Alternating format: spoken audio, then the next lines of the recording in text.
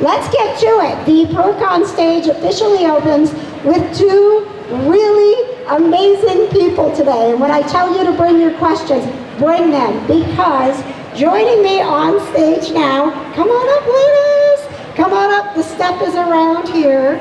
Dr. Rigterink and Dr. DeLong are joining me. I'm gonna stay here.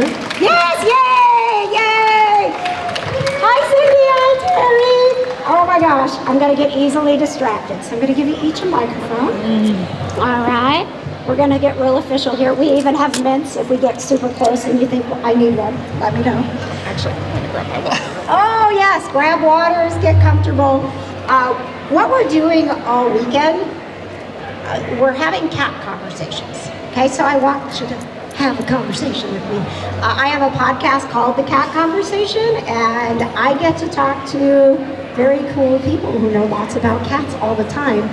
This is your invitation to talk to them too, okay? So let's get into it. Let's start first. Dr. Rigterink, can you let everybody know what it was along the way that made you go, I gotta help people with the behavior part. Right. Well, first of all, I'm so excited to be here this morning. This is awesome. It's so nice to see cat-specific stuff going on. Of course, I'm a veterinarian, and definitely always a cat lover. And I think I realized, being a veterinarian, you don't get too much help with cat behavior, right? These clients come in and they want to know what to do about, cats not using the litter box, or cats not getting along. And when you go to your vet, what are they going to do in a 15-minute appointment? It's not very much. Yeah. So I realized cats are so intricate and so amazing, and their dynamics, it's like a soap opera. And I just love all of that. So that's how I got into it. How many cats? So I have no cats right now. What are you? Okay, well listen. I need to go over there. There are some kittens back there. Right, We can take care of that. I had one cat, most amazing cat, the smartest animal in my household for sure. Her name was Lola. She lived till 19. Wow. Yeah, she was amazing. So, but Dr. DeLong, I know you have a cats Dr. going DeLong's on. got the cats. All Push on right. this, or is it already on? It's already on. Okay. You should be good to go. So I have 5 cats currently. Woo! So Too short of me. yeah. There's some back there. And I was the same thing. I graduated from vet school in '96, and we really weren't taught much about behavior. But when I went out and I wanted to talk all this medical stuff with clients, they'd ask me all these behavior questions, and I didn't know what to do, what to tell them. So I had to go learn on my own. So luckily, Purdue was one of the few vet schools that had a behaviorist, Dr. Lucier, who's now retired. But I was able to go to their CEs, get books on my own, and learn this stuff. And luckily now, in the vet world, it's becoming more and more taught in the schools. Still could do more, but we're learning more and more about it. I think, as someone who's a lifelong person who takes their cats to the vet, I sense the shift, right? Like that there is this concerted effort to help cat people have better lives with their cats. Right. Cat-specific hospitals, cat-specific rooms in our veterinary behavior clinic. We have lots of enrichment, cat towers, cat toys, churu, many different things to try to help these cats during a stressful event going to the veterinary hospital. So, if you saw the schedule, we're going to be talking about something that you're going to be ashamed. You didn't do anything wrong. Sometimes your cats don't get along. Now, for those of you who are in my cat club, you've been following along for several years with Johnny Storm, Fantastic Four, and Melody Pond, named after Doctor Who. And, I've tried to be as open as possible to share with you that there is no shame, right? Like, you weren't born infused with how to manage multiple cats in your house. So why would you feel bad if you can't, right? So I wanted to ask both of you to be here today, because that is something, as over the years doing Pet Pals TV and really kind of bringing this community together of cat people, it's probably the most common thing that people ask is like, and they're so distressed because it hurts your heart, right? That you adopted a cat, or however you got your cat, there was this moment where you were like, this is gonna be great. This is gonna be a great life, and it's not. So can you, maybe take us through what you see the most in terms of how we can empower everybody today with that, like how do I go home and maybe even start the process of helping your cats get along? Sure. I'll definitely, I think a lot of people, understanding cat body language is truly one of the most important things you can do. Nobody teaches you cat body language in school. Nobody teaches you when you get a cat how to read your cat. Man, I would have loved those classes. Oh, me too, right? believe me. I don't want algebra, I want that. So, I think there's so many good resources now on, and of course, YouTube or cat body language resources out there. And I think that empowers us humans how to read them in order to better understand them. And giving yourself some grace. I mean, cat dynamics are like human dynamics. Not everybody's going to get along. And how to help facilitate the relationship and making sure that their welfare is taken care of. So I think that's my first step. Dr. DeLong, what would you say next? Yes, I think it is important to know body language, because cats are different than dogs. Dogs have this, because have these bigger social groups, they have a more spectrum of body language that they show to each other. Cats, it's less signaling and stuff. So we'll get some clients like, I thought they got along, they just hissed and swatted at each other sometimes. And I tell, or you get all he does is just stare at them from the top of the stairs. Yes. King of the mountain, we call that. Yeah. So it is helpful, like when we start reintroduction of cats, we tell people to look for that subtle body language. And we focus more on when we try to reintroduce them, like are they ignoring each other? Actually, that's kind of a great thing when the cats kind of ignore each other when you're trying to reintroduce. Or is the cat like looking forward to the introduction and rubbing and tail straight up and relaxed body language like that and stuff too. I will say my general principles of introducing cats together, I'll be honest, putting a bunch of cats that aren't related to each other in a household is actually not typical for cats to form social groups and stuff. We're probably fortunate that there aren't more serious cases going on and that cats learn to adapt. The biggest thing I tell people to do is go slow. People tend to rush it too quick. And we can maybe get to a pot where I have kind of my basic recommendations for that as well too. And then I'll give an example, like you said, here I am, I understand behavior, and I've had a couple of my own, like, oh, I know what I'm doing, I do behavior. Yep. And then I had my playful kitten decide to bounce my older cat, and it turned into a tumble down the stairs, and it took 6 months to get them back comfortable with each other. So I totally understand. Here I'm all upset, and my husband's going like, well, you're the behaviorist, what would you recommend? And I'm like, okay, I guess I have to take my own advice.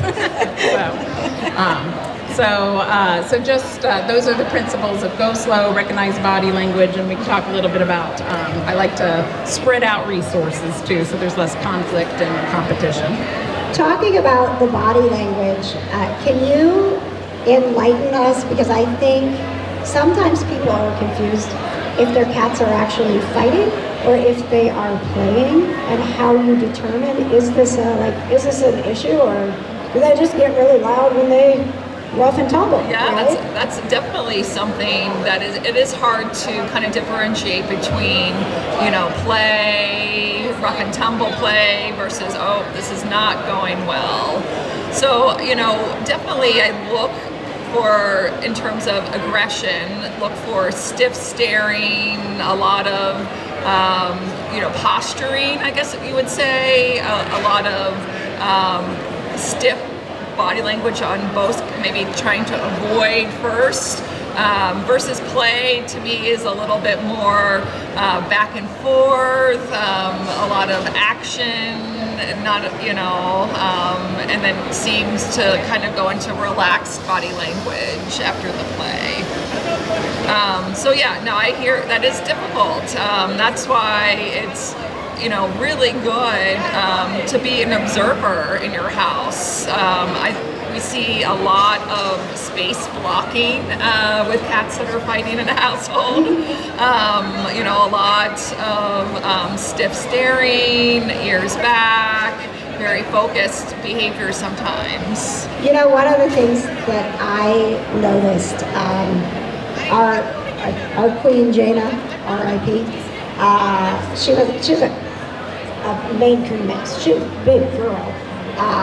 And I did not realize she was laying in a sunbeam every day, and I was like, look at her go, because it took a while to introduce her because she was at least 10 years old. She'd had one owner who passed away. We were trying to bring her into it, but we didn't go adopt her, because I would have never thought, like, this is the right cat for my house, but she came to us and we were going to do our best, right? And so I thought she was getting comfortable, and I'm like, look at her laying in the sun. And then we started having someone pee outside the box. And I realized, even though she was 5 feet away from her favorite litter box, right? She was blocking the pathway to the litter box, and I'm like, here I am thinking you're like, I'm so comfortable and happy with all these cats, and she was like, I'm real comfortable here and nobody's peeing in that box anymore. So those kind of things, like, it is hard to determine that type of behavior, right? And I always tell clients, it's capture some video clips of your cats interacting or what you're noticing. And even, taking a second look, a third look back at the video clips, you might be able to see things that you can't see in real time. Sometimes, I ask for those video clips because I want to see what's going on. It's really nice that we can do some of that now, right? Because you can't, when they come to you, you can't tell what's going on. So being able to communicate openly with your vet and share, like, this is what's happening it's been a game changer. I think it really does help. I know we went through that with Johnny Storm and Melody, and actually we were consulting my vet. I would sit in the room with her and she would be like, well, let me put this out to Dr. Rigterink. And I was like, I don't know who she is, but she is really helping my life. So I appreciated just in being able to send videos and notes that you were able to help me and my cats. So thank you for helping as many vets as you do, right? You're one person. Thanks for being such a wonderful cat parent. Thank you. So let's, while we're talking about these, their interactions, why don't we get into some of that body language and what to look for, some of your tips to help, and then we'll take a moment and see if we have any questions. But what is that when they go home today that they can start observing?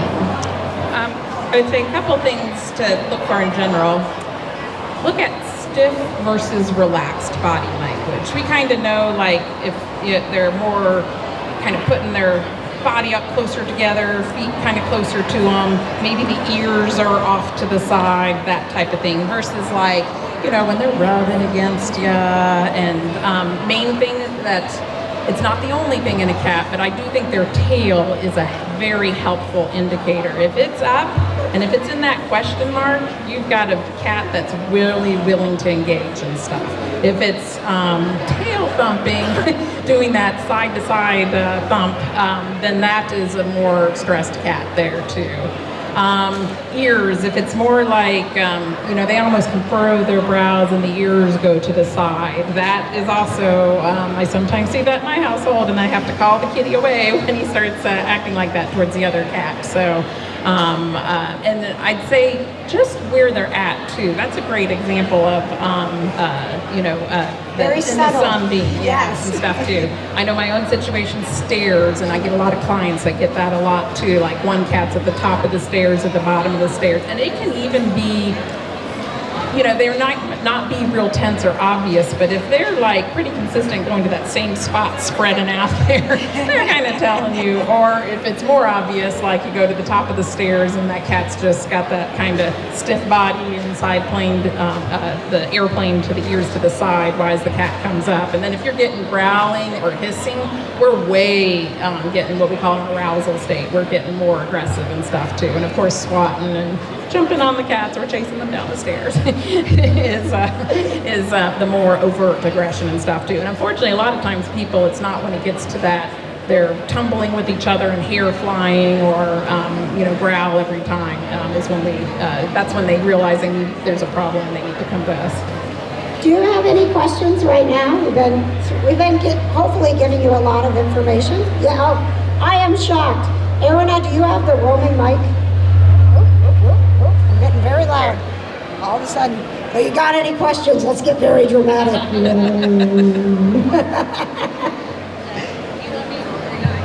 Test. Hey, look at that.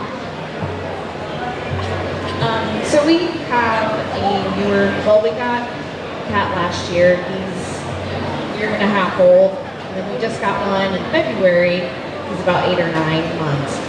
And it took a little bit to get them introduced. They get along now, and it's great. But I'm seeing that when they play, the younger one meows at the other one saying, "Hey, I'm done." The younger one starts walking away, but then the older one starts chasing him again and trying to. Yeah, I know. So if I see that, where I see that the younger one's done, trying to signal I'm done, but the older one's like, "Hey, I'm still in this mood," what can I do to help kind of keep that level, their mood maybe down and maybe not have him instigate when the younger one is done? Well, first of all, I always say you observe it, and if you see tensions building up, to call them away. A lot of times we call it the treat party, because you can teach cats to call their name and they come to you. So, because I don't want to get in like, "Oh, stop, break it up." You want to call them away. And I have my little area where I keep treats. My daughter's out here in the audience. She's the expert at doing this for the cat. So that's what I'd say. We call it positive interrupters. Let's see if we can kind of keep an eye on if you're at all getting uncomfortable. And I tell people, sometimes trust your instincts. If you think, this is getting a little bit too much, then to use that positive interrupter and call them away. And sometimes you have to, if they have favorite areas to go to, like my one cat, I can call him away a little bit, right, Jordan?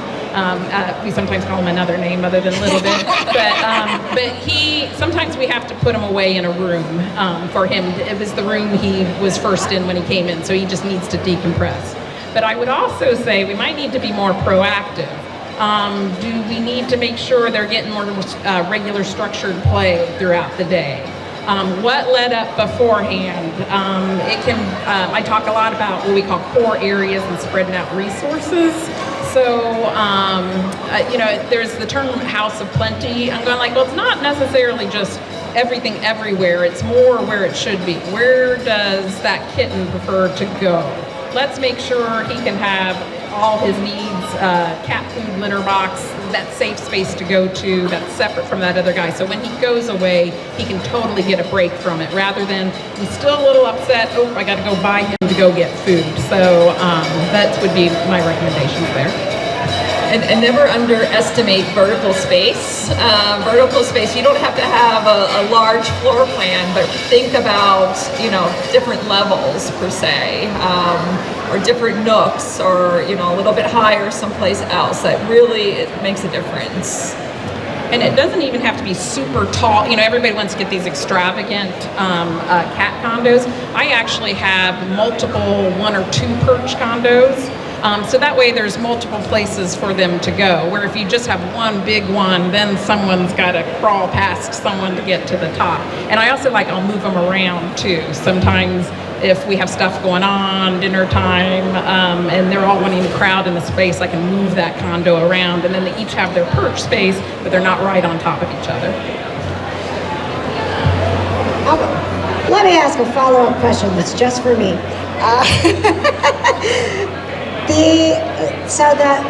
The positive interruptions.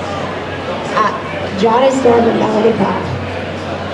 So I actually got the one of the pet cubes that will shoot out treats, so that we're not associated like you're doing something I'd rather you not be doing. Something in the next room sounds more exciting, so I'll go there. So it was going really well for a while, and then I realized that the swatting behavior was increasing, and he knew if he swatted,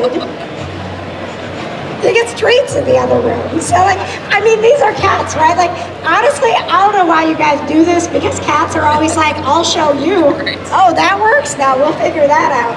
Is there something we can do that is in that in between, or if you notice that a positive thing worked and now it is becoming a behavior you don't want? How do you balance that? Yeah, right. You don't want to promote a learned unwanted behavior. Yes. I think you have to be strategic, because cats are super smart. Hopefully there's no dog people here. They're smarter than dogs. They're easier to train than dogs. Yes, I think we have to be strategic in what we, what ways we try to interrupt, whether it's taking play or taking something, to try to interrupt that way, by calling both cats, by using treats. It doesn't always have to be the same thing every single time.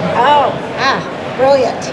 And the other thing I would add to that too is always these kind of interrupters work better when you catch it earlier versus staring, versus when they're at the point they swat at it and stuff. I do it as fast as I can. Yes. Pull up my phone and open up the app and shoot the treats. But the other thing too is that's what we call basic counter conditioning, where you just try to make it a happy moment. But sometimes if there's a lot of tension and more intense, you need to go the next step, which is, like I told you, sometimes my cat has to go up to his room, Yeah. So I'd rather him learn I'm getting tense, let me come to her and get a reward, and then I go decompress. So I'm giving him that extra step of what to do, rather all he learned is, if I swat, I get a treat. Okay, that makes sense. Do we have any other questions right now? You got a question? Oh, we got. Hello, Peter. Oh, hi, Cindy. Could you look at that? We had one with 2 girls who walked Oh, I'm having trouble. hang on just a second, because the Star Wars people are arresting someone. So we need to pause while they make all their noise. That's not me. So they do this for charity. So you may end up in Star Wars jail if somebody that you know thinks it would be funny to put you in Star Wars jail. You're not happy with me, are you? I don't. Okay, go ahead. We have 3 cats at home. Two girls are bonded hair. And then we have nothing. One third, we don't physically live with other cats. So we don't look at this all the time. And that's how people, he doesn't know a lot about our cat. And so how can we support him? The girls are but how can we support him as well, so that he can be comfortable enough to learn and just, he's happy with us, and he's very good at people. He just doesn't know language very well. And he was a little older, right? Was he 3, 4, maybe even older? Oh, he's doing one. Okay. We didn't do it but they're doing much better. We had a time where we had to completely separate them. But like you said, he doesn't know how to cat, so it's fun watching him learn. We just need them to learn faster. Any advice?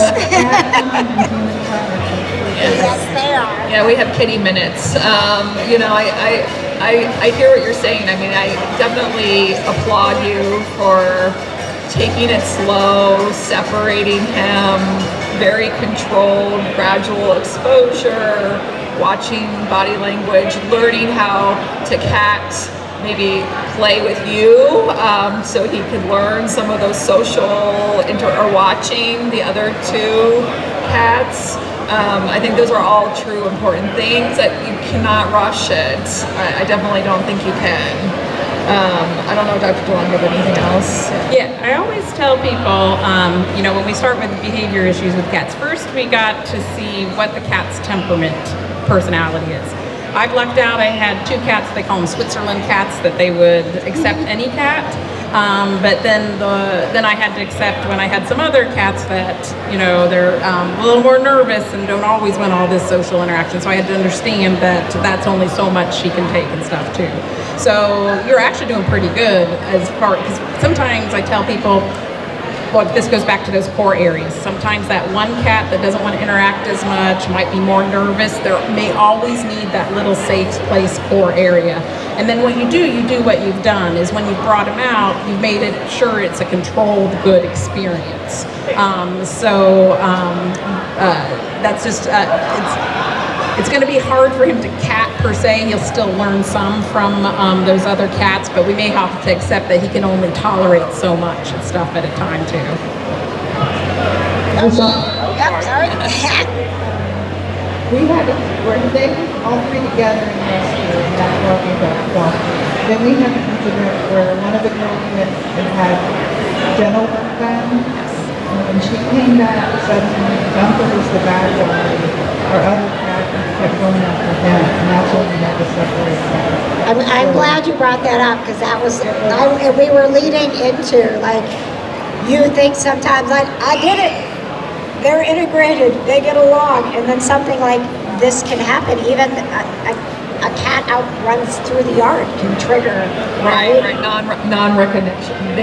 Non-recognition, aggression when they come back from the veterinary hospital, or seeing a cat through the window and then redirecting on their other housemate cat. I mean, those are all definite things that can happen acutely, or if one cat has a medical injury or distress, their behavior too can change all of a sudden, and the relationships between the cats. So those are all real things that definitely can happen, and it can be very hard sometimes. Sometimes they present to us for serious household inter-cat aggression issues. And I sometimes find those situations, the redirective aggressions, another name they call for it too, are the most hardest. It's like this really intense adrenaline-driven learning response, and those seem to be the ones that are harder to overcome.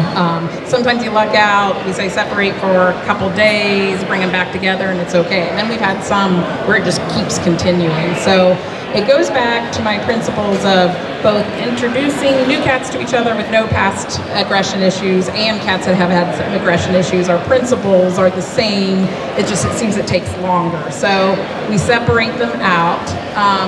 And then I try to do like scent exchange, make sure, and I don't like the batten under an open door. I tell people do what you can to block that door underneath, because you can have good sessions, but if they're getting stressed by the other cat putting his paw under the door, that does not help out. So I'll do scent exchanges where I'll put this, rub it under the tail, under the cheek, put it in the other room. Same with the other cat, vice versa. Because if they're not okay with scents, they're not going to be okay with seeing each other at there too. You'll get a lot of feeding each other on the other side of the door. I don't like this putting them right up against the door eating. I think that's just too stressful. So I say if you start, feeding is an activity that calms you, so that's a good thing for them to do. And we usually recommend treats versus their meals, because we don't want to stress them out about their meal time. If they're not certain about this cat, then I'm going to say, well, the only way you get your meal is around this cat that might stress you. I want it to be play, treats, little bites of canned food versus the meals. And I tell people, if you get them on a few feet on the opposite side of the door and they're both feet, and this is going back to the relaxed body language, I want them all into the food, not staring at the door or hissing sometimes. Then you start the visual, which is the hard part. And we tell people you literally start like an inch or two at the bottom and work your way up. And I've done things like I You put drop a blind? yeah Okay. I took a sheet. Nice, And, okay. You know, and I just put it up there, and then I could adjust the sheet accordingly. Oh. And I used some double baby gates and stuff too. Okay. Oh, I love So, that. but think weeks to months. Like I said, it took 6 months. And then what I had to do is once they could see each other and not react, then I had to do the actual seeing the motion of each other. So what I started is my more nervous cat. She got up on a perch because she liked to perch, got her favorite catnip, and then the other cat loved to play, so I'd bring him down, play for 1 minute, take him back upstairs. And I literally built that up from there. And I still have issues time to time. I still have to monitor them. I have to follow that morning cat routine of feeding canned food, or there's going to be problems. And I still have to sometimes recognize when they're having more stressful days, and I have to separate them. But it's just so much better compared to what it was. But it took time. Do we have any other questions right now? Anybody? Okay, we got a question. Everybody's on this side where I can't see them. Go ahead. So, the backstory of this is about a year and a half ago, my wife and I moved in together, and we each had a bonded pair of cats.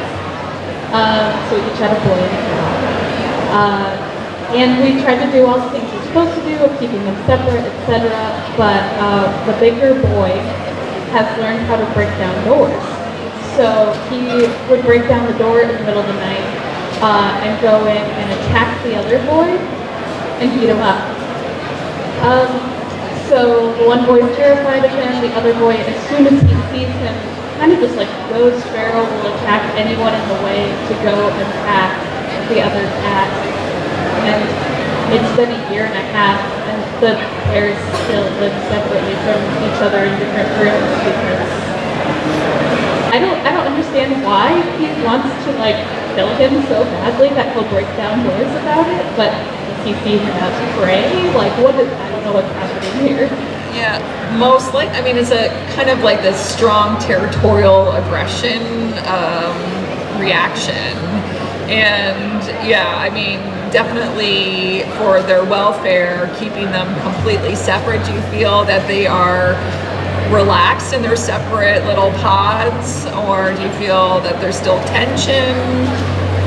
They're very happy and relaxed when they're just their sister, and we kind of like rotate them out. Cat is like in the wider area of the house, and they like are very relaxed and happy unless they see each other. Or we had to like get them like lock for the door because he will at night try to break down that door to go attack the other boys. Yeah. I mean, it can be very serious sometimes, for sure, in terms of arousal and, anxiety response. I definitely, think that is an anxious response that he is showing, that he feels the need to go do that. And it can be really hard. I mean, in terms of treatment, I don't know, there's a lot of different things. We medically have to look at each cat too to make sure there's no underlying medical issue that's contributing to the irritable behaviors. That's always important from a veterinary standpoint too. Yeah, I think, I know, sometimes I think people will. Switch off. Oh, I just switched off. I didn't mean to talk today. Is it on? Hello? Hello? No? We got another one. working. Check. You okay? I'll grab it. Yeah, you go ahead and do that. Yep. So that is a Here we go. So that's a very intense response he's having there too. So that goes back to addressing underlying cat temperament tendencies and stuff too. Like I said, sometimes they luck out and have the Switzerland cat. Sometimes you have the timid, fearful cat that just hides from the other one. And then I have ones that have varying degrees of that reactive hyperarousal behavior. So a couple things I do caution people, like, we'd have to address it primarily, make an appointment with a behaviorist, maybe even work on slowing down even more the reintroduction, make sure we're really focusing on, is it really relaxed behavior we're having? Sometimes that's with us being veterinary behaviorists, we might prescribe some behavior medication to help decrease his response. I do caution owners once in a while, there are some cats that just aren't meant to live together. We can definitely improve it so that we're not breaking doors down in the middle of the night, but we may always have to keep separated to a degree and stuff. So I don't know if you consulted with your veterinarian, sometimes your own veterinarian's comfortable with dealing with that situation, or if you're in this area, there's veterinary behavior of Indiana here. I was just gonna say, you could maybe make an appointment. That is really tough. Thank you for sharing that. I do think oftentimes so we as owners don't want to talk about the fact that we're not perfect pet parents, right? And we've got cats that aren't getting along, and it's not our fault. We don't know, Yes. right? Definitely not. Definitely. Yeah. We know. For you to be here and recognize that this is an issue and to talk about it, the stress of it. That's really hard and wonderful and looking at all your resources and thinking how to make it better. So. The last thing I want to ask before we go is just to empower everybody with a little bit of information about what to do when you have a moment where it's really aggressive and really scary. How do you best break that up, right? So everybody's safe. Right. Yeah, I always say take a deep breath.